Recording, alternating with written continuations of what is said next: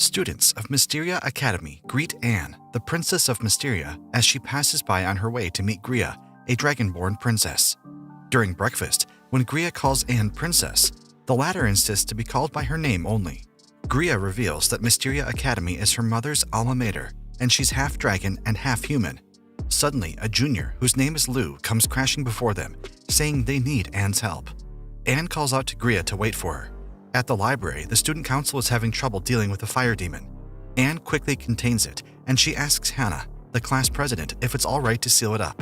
With her permission, Anne summons her powerful magic, but she apologizes a moment later, as she went overboard doing it and covered the library in ice. Hannah tells her she's not at fault, as she was unable to handle the situation by herself. Anne offers her help, but Hannah only thanks her, telling her she's done more than enough. Feeling contrite, she goes back to the cafeteria and becomes stunned when she finds Gria still waiting for her. Anne tells her she created trouble, so she stayed to help deal with the aftermath. Anne asks if she's been waiting for her the whole time, and Gria replies she did. Gria then invites her to get something to eat. Meanwhile, Owen, a paladin, recalls the time when he was assigned the duty to keep the princess safe. Anne asked him to raise his head, and he becomes charmed upon seeing the princess's smile. He observed that though the princess is popular with the other students, there's a hint of loneliness about her. Recently, he observes that her friendship with Gria is making the princess happy. Gria thrashes in pain on her bed as Hannah and Miranda, their school teacher, try to figure out her sickness. Anne barges into the room, worried for her friend. The others tell Anne that they've tried everything, but nothing they did helped her. Anne gets an idea and rushes out of the room to head towards the forbidden archives of the library. She and Owen follows a trail of information through the woods, where she quickly defeats a beast that tries to attack them. She dives into a lake and gathers information from a large stone before they're teleported back to the library. They then rapidly start searching for ingredients. Gria suddenly wakes up, her body glowing, and Anne is just in time to see her transformation.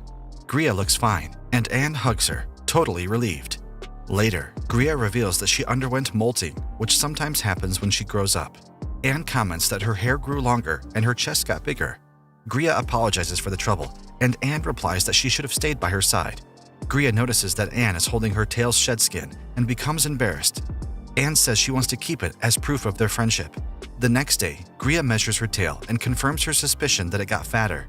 She tries to exercise to slim it down, but her efforts are in vain. At lunch, Anne comments that Gria isn't eating very much. She tells her to eat more as she just finished molting. She glances at her tail, but Gria is quick to hide it behind her.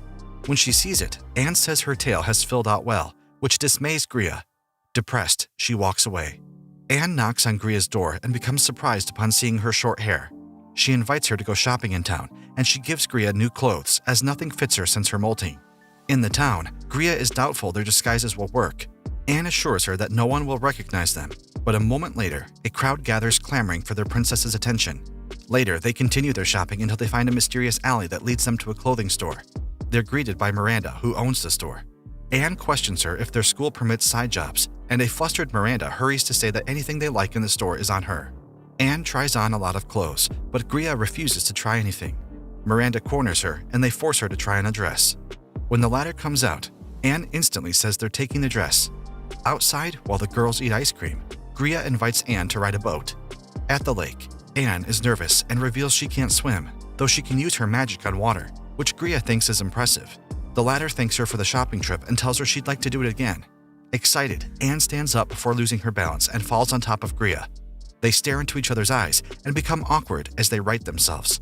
To break the tension, Anne says she got them matching pajamas and hesitantly asks her if she can come over to Gria's room so they can have a sleepover. The other replies no, which stuns her. Later in her room, Anne wonders why Gria refused. Meanwhile, Gria is resolute not to let Anne see her childish sleeping position. After Gria plays the piano, Anne compliments her. Gria says she needs to practice more, and Anne suggests coming back the next day, but the other refuses, saying she needs to study for the exams. After class, students rush in to ask their teacher questions for the exams, while Anne just packs her things up and leaves. She passes by Hannah, who is tutoring some students, and Anne volunteers to help, but Hannah says her process of getting the answer may be too difficult for the others. Outside, Anne spots Gria with a stack of books and asks if she can help, but Gria refuses, saying she's sure the other has things to do. While everyone is busy studying, Anne finds herself alone, which Gria notices. Anne heads towards the place where the piano is, and she recalls a memory of how she followed beautiful piano music and met Gria for the first time. During the exams, Anne finishes quickly. After checking her paper, Miranda is exasperated as Anne did well. Later, Gria looks for Anne, and she shows up while her friend is pressing keys on the piano. She asks Anne how the tests were, and she replies she's lonely. Gria invites her to play with her, and she recalls a memory of how she first laid eyes upon Anne. Currently, the two play beautifully together. Students run away as monsters attack their school. The student council tries to direct them, while others stand their ground to defend. Meanwhile, Hannah and her team try to figure out how to deal with the attack. They determined that the monsters are coming from somewhere within the school. They receive a report that monsters are about to invade their building. Elsewhere, Gria fights alone against a large monster, and she defeats it. Meanwhile, Anne looks towards the school, helpless. She wants to help, but Miranda and another teacher, Heinlein, stop her, reminding her of her duty. Back at the headquarters, Hannah wonders what Anne would have done while feeling powerless. They receive a report that their auditorium has been taken over while their defense team is wiped out. As everyone around her begins to panic, Hannah orders that they give up the building and have everyone evacuate. Outside, Gria meets her and apologizes that she can't hold them off. While the teachers are distracted, Anne and Owen plan the escape. Suddenly, a huge monster emerges right in front of Gria. She tries to deal with it, but it's too strong. She's saved by Anne's magic, and everyone gets surprised by her presence. Owen protects her back as she unleashes her powers and defeats the monster. Hannah is exasperated at Anne, while Heinlein calls off the drill. Gria wonders if the building where the golem collapsed can be fixed, while Hannah is pessimistic. Later, Hannah berates Anne for going overboard, and she looks remorseful. Heinlein reports that the chain of command needs improvement before he's interrupted when the damaged building collapses. A few days earlier, Miranda announces that the students are going to have a defensive drill all on their own, while the teachers send them dummy monsters. Anne is excited, but Hannah informs her they need to have her act as an observer. Anne is shocked as the president says she's too powerful, and the students will learn nothing if they only rely on her. Anne tries to deny that she'll blow anything up, but everyone is resolute. She implores Gria for help, and Hannah says Gria will participate with them, leaving Anne in dismay. Mysteria Academy students are at the beach where Hannah and her assistant Poppy face off against their juniors in a game of volleyball. Meanwhile, Gria and Anne are off on their own, but Anne isn't too enthusiastic about where they're going. They arrive at a cliff where Anne says it's romantic before insisting they should head back. However, Gria refuses, saying their destination is farther. They pass through the cave where Anne clutches Gria's arms, pleading again to turn back. She refuses, and Anne teases her by touching her tail. Anne tricks Gria into agreeing to have a sleepover with her later. Energized, she leads the way. The cave opens to a beautiful secluded beach. Gria immediately strips, but Anne busies herself with sandcastles. Gria is done waiting and tells Anne to strip. She goes into the water, but she's using magic. Gria forbids it, and finally, they're in the water. Gria helps Anne learn how to swim, and she lets her float first, but Anne sinks. Gria helps her until she calms down, and she finally floats. At sunset, Hannah and her junior shake hands at the end of the game. A distance away, Anne thanks Gria for helping her learn how to float. At night, the students enjoy lighting up fireworks. Afterwards, Anne reminds Gria that they're going to have a sleepover later. Gria is in the library minding the counter when a finger caresses her tail. She squeaks and immediately bows in apology to the other students. She berates her friend, who only thanks her for accompanying her during library duty. Anne reads a book about dating that has a love potion inside. She wonders if it will work on a girl. Once the library is empty, Anne invites Gria to a game of hide and seek. She counts to 100 while the other girl hides. Determined to find her friend, she energetically looks at every hiding spot, but eventually she loses steam. She calls out to her friend, but she doesn't answer back. Worried, she sits down and curls towards herself. Gria calls her name as she descends from above, and she asks if she's all right. Anne hugs her, and with tears in her eyes, she says she found her. Later, as they head back, Anne reaches out to hold Gria's hand. In Anne's room, Gria is served a cup of tea.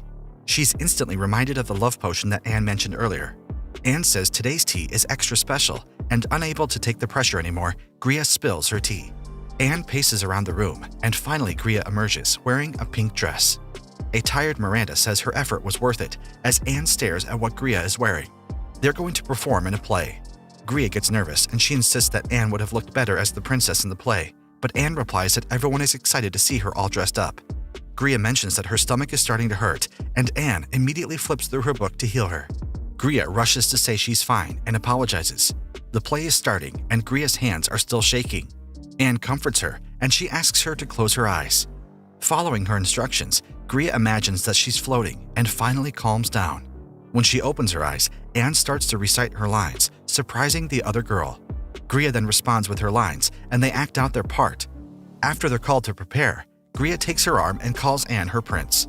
Later, Anne bids Hannah good luck, and the president sings marvelously on the stage. Awed at her wonderful performance, Anne says her stomach's starting to hurt, surprising Gria. At the library, students become nervous as they notice the awkwardness and tension between Gria and Anne as the two refuse to talk to each other. Earlier, Hannah emerged from Gria's room, and Anne gets jealous when she saw them. She had begged Gria before to let her see inside the room, but she refused.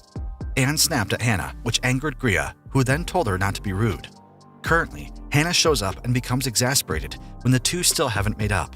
She then tells Gria that she had already called the repairman and asks her to accompany her to Gria's room while the repairman works. Anne is stunned by what she heard. Gria only sighs and leaves with Hannah. Anne wails to herself that she totally misunderstood the situation. Since then, Anne avoids Gria due to embarrassment. Gria is bothered and becomes increasingly lonely as she recalls memories with Anne. Finally, she snaps and runs towards the place where they first met. She finds Anne, who's cold. They share a quiet moment before Gria invites her to tea. Meanwhile, Hannah becomes worked up over the strained relationship between Anne and Gria, saying it may be a catalyst to war. She rallies the rest of the student council to help join her fight to reconcile the two. They power walk towards Anne and Gria only to find them already on friendly terms. During breakfast, Gria, who's staying at school over break, comments that everybody seems to be going back home. She wonders how much time she and Anne have left to spend together, which surprises the other girl. Anne is handing her a letter when Owen tells her that the valet has arrived. The two then leave. Later, Hannah gives Gria the key to the dorms as the student council will also be away. Gria mentions Anne is leaving for home, and Hannah replies Anne has duties to take care of at the palace. Their conversation is interrupted when Hannah has to leave. Gria encounters Miranda outside, and she asks if she can visit her store, but the teacher says she'll be away in another country. Feeling lonely, she goes to Anne's room, but she finds it completely empty. Her tears fall, thinking Anne won't be back anymore, before Owen finds her. Anne is amused that Gria thought they'll never see each other again. Gria asks her why her room is empty, and Anne realizes the dragoness must not have read the letter. Gria opens it and is surprised to see that it's an application to share a room with her. Anne says she wants to spend more time with Gria since when they graduate, they'll be busy with their duties as princesses. Touched, Gria agrees with her. The next day, Anne promises Gria to write her letters while she's away as the dragoness hands Anne her bag. When the new term starts, Gria sits in her usual place in the cafeteria, where she's then approached by Hannah, saying that their application of sharing a room has been approved. She hears her name being called, and she welcomes Anne back home.